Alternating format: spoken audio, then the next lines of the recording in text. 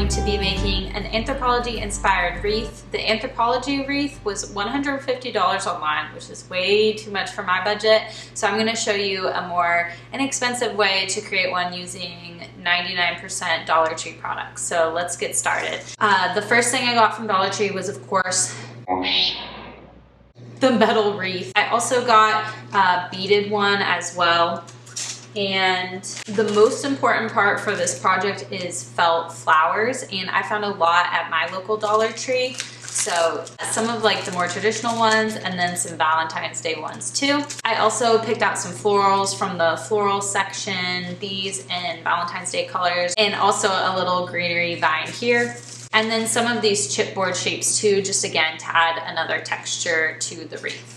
One thing that I didn't get at Dollar Tree, although you of course could, is this fern from Walmart. I just liked that it was bigger and it was only $5, so I went ahead and got this. But again, you can use greenery from Dollar Tree instead. And then everything else I have is just from my own stash from past projects I've done. This is a perfect project to use up other items that you've been collecting that you don't know what to do with, and I definitely am doing it today. So I have some different spray paint I'm gonna use to add some more dimension to the Dollar Tree items. Also this little thumbtack set that I got when I was probably 10. And then lastly, some floral wire. I think I've had this forever. So again, you can use anything you have held up in your stash that you haven't used for this project, because it is kind of whimsical and free-flowing.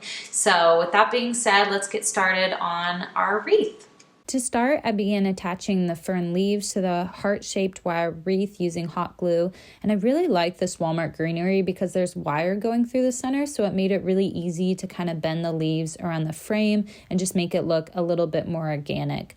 I also thought that these leaves mimic the background of the anthro wreath really well with that kind of jagged looking edge, so I was really happy about that. Next, I took the other heart-shaped wreath and deconstructed it. I noticed that the anther wreath had just a little bit of metal peeking out in the front, so this is going to be used to create that effect. And I took off the beads, and I'm just going to probably add them to my hoarder stash of craft supplies after this. Then I went ahead and painted it with some leftover gold paint. And while I was doing that, I just went ahead and painted the greenery vine with some brown and gold just to make it not look as much like one of those fake plants you'd find in a public bathroom. Then I just wrapped that vine around the gold heart and attached it to the top of the bigger wreath. This made it look much more organic and created that kind of wild look that the anther wreath had. Next, I took all the felt flowers and I spray painted them with different shades of pink and metallic spray paint. And I just kind of did little taps of spray paint and layered the colors a little bit just so that none of them were the same, and it definitely wasn't an even coat, just so that they would not look so bright and perfect. I wanted them to look more neutral and have that almost aged, rusted look that the anther wreath did. So here you can see the before and after as the roses became more muted and less Dollar Tree, if you will. Then moving on, I got to the really fun part where I got to think about the placement of each flower, and I got to overthink the placement of each flower and replace them, and you know how it goes. I'm just an overthinking girly over here, but actually it was fun because the more I added, the better it looked.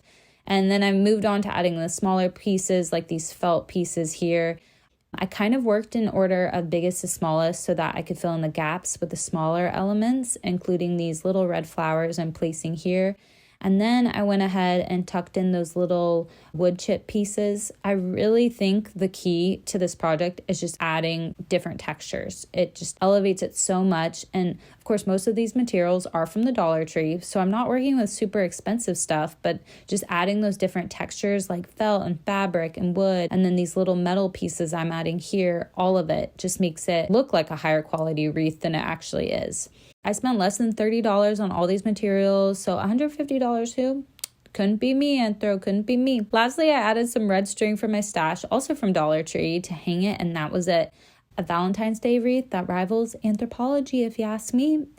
If you enjoyed, please consider liking and subscribing for more practical DIYs, and thank you so much for watching. Bye!